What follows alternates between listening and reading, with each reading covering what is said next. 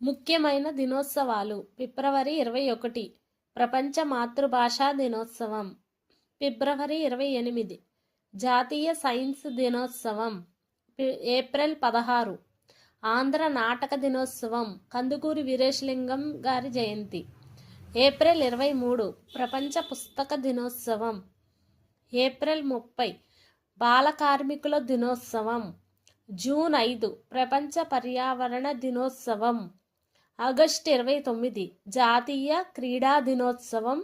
ధ్యాన్ చంద్ జయంతి, August 29 Telugu భాషా దినోత్సవం,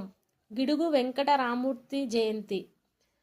September 5 జాతీయ ఉపాధ్యాయ దినోత్సవం, డాక్టర్ సర్వేపల్లి రాధాకృష్ణన్ జయంతి,